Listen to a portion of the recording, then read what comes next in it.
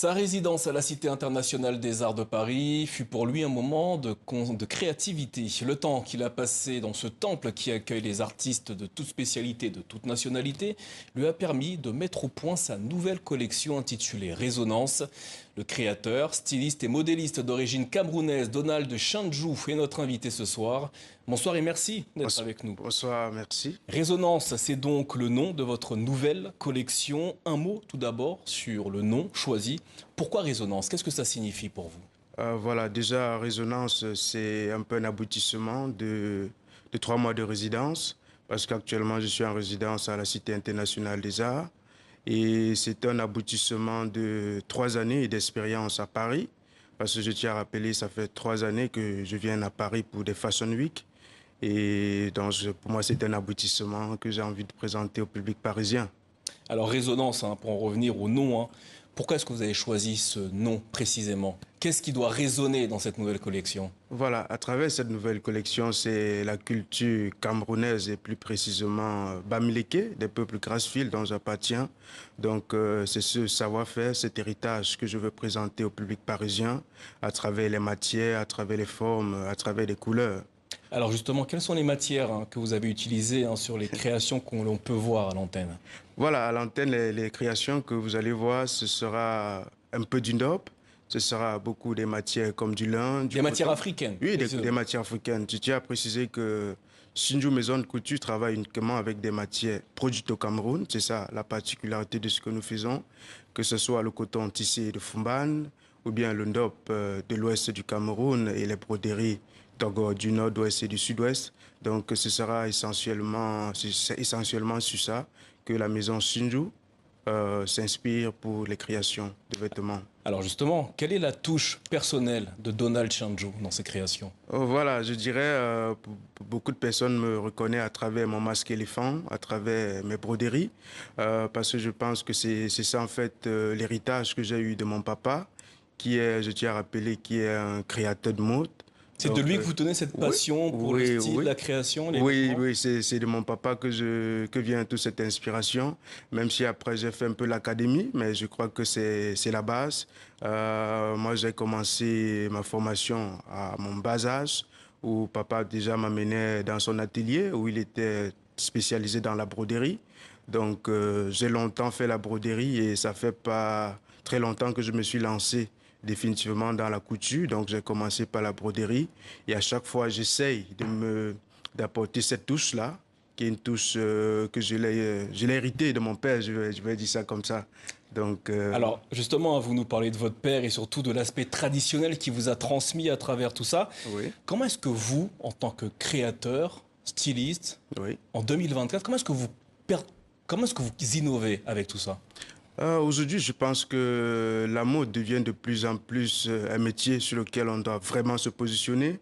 Et je pense qu'on a beaucoup de difficultés, notamment sur le continent africain, parce qu'on se dit toujours la mode africaine, c'est du folklore, mais aujourd'hui, on essaye de révolutionner en essayant d'apporter des pièces beaucoup plus structurées, des pièces beaucoup plus simples, qui peuvent être portées par tous. Donc, c'est ce constat que je fais depuis que je viens en France. Je me rends compte des Camerounais, des Africains en général, quand ils viennent en Afrique, ils aiment bien acheter des vêtements culturels, mais dans la rue parisienne, personne ne porte. Et là, C'est la vision... ça, selon vous, qu'il faut changer Oui, dans oui, les esprits? c'est ça qu'il faut changer dans les esprits. Donc aujourd'hui, à travers cette résidence, je me suis posé des questions. Comment est-ce qu'on peut être habillé avec des créations africaines qui ne sont pas forcément folkloriques? Donc c'est tout ça la vision de Shinju Maison de Couture. Et je pense que d'ici le 30 septembre, nous allons vous présenter la nouvelle vision de Shinju Maison de Couture à l'Institut français du Cameroun, où nous allons vous présenter la toute dernière collection. C'est vrai que là, c'est Résonance qui va résonner à Paris, mais nous aurons une phase 2 qui va résonner à Yaoundé et Douala. Donc je pense que ce sera vraiment la nouvelle vision, ce que je pense, après cette résidence, ce que je pense de la mode dite africaine. Alors, en dehors de l'aspect traditionnel camerounais et plus généralement Oui. de la mode en Afrique, où est-ce que vous puisez vos inspirations en dehors du continent africain? Déjà, je dirais, je suis diplômé, c'est-à-dire j'ai fait une école de mode, à l'occurrence l'Institut des Beaux-Arts de Fumban, où dans cette institution, on nous apprend la démarche créative, donc c'est-à-dire comment partir d'un élément, ça peut être Ça peut être un élément du quotidien, ça peut être tout ce que nous vivons en Afrique, que ce soit les guerres, la politique et tout. On s'inspire forcément de ces sujets-là et on essaye de l'interpréter et il y a des démarches. Et je pense aussi, je profite de cette vitrine pour remercier Imana ici, qui est un grand couturier avec On a qui, reçu il y a quelques mois sur ce plateau. voilà, qui est un grand couturier avec qui nous avons collaboré. Et à la base, c'est aussi l'un de mes formateurs. Il m'a reçu du coup dans un programme de démarche créatif avec qui nous avons échangé. Et je crois que c'est tout cet ensemble-là qui fait qu'aujourd'hui, Donald Shinju peut se positionner voilà, comme un acteur de la mode Alors, camerounaise. tout à l'heure, vous nous avez parlé de votre père qui vous a transmis cette passion. Vous venez d'évoquer Imana ici, qui vous Oui. a formé. Et vous, en tant que créateur, aujourd'hui, est-ce que vous faites cette démarche vis-à-vis des jeunes qui souhaitent se lancer dans ce monde de créativité et de style? Oui, je pense que là, c'est vraiment le combat que je mène au Cameroun.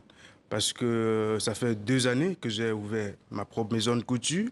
Et comme première intention, j'ai ouvert une académie que j'ai appelée Académie de mode Shinju. Je me suis dit, il y a beaucoup de jeunes qui sont passionnés par ce métier, mais qui n'auront pas forcément les mêmes opportunités que moi j'ai eues à travers l'Institut français du Cameroun ou bien à travers les écoles. Mais je me suis dit, pourquoi ne pas donner cette chance-là? Et du coup, j'ai pensé au projet de l'Académie de mode Shinju, où nous formons des jeunes Camerounais, diplômés ou bien Et ils passionnés. peuvent y entrer sans forcément avoir de bagages spécifiques dans la mode. Bon, c'est vrai que oui, pour le moment, nous avons des cas pratiques, mais nous avons délimité, il faut être diplômé minimum d'un BPC, parce que là, aujourd'hui, c'est de faire comprendre aux jeunes que la couture, c'est un métier, c'est pas un endroit où on va pour se distraire, c'est véritablement un métier. Donc du coup, il faut savoir, il faut avoir le minimum, c'est-à-dire savoir parler, savoir écrire. Donc du coup, la première, nous sommes actuellement en train de préparer la sortie de notre premier cuvée qui aura lieu le 30 septembre à l'Institut français du Cameroun. Et je tiens à remercier M. Yann Lovo et toute son équipe qui nous encourage dans cette démarche. Donc le 30 septembre, ce sera la sortie de la toute première cuvée. Et en ce moment, sur nos réseaux sociaux, nous avons lancé un concours que nous avons appelé Shinju Spirit. C'est-à-dire, nous donnons l'opportunité aux jeunes créateurs camerounais passionnés de participer à ce concours. L'objectif ici, c'est de quoi? C'est de permettre aux jeunes qui n'ont pas de moyens pour se former. Et Shinju Maison de Couture a décidé de financer 2 jeunes. Donc, c'est-à-dire, on offre une bourse de 500 000 pour le premier, pour le gagnant, et 300 000 pour le deuxième. Donald Shenju, merci d'avoir répondu à nos questions ce soir au sujet de la sortie de votre dernière collection intitulée Résonance. Merci à vous. Merci, je vous remercie.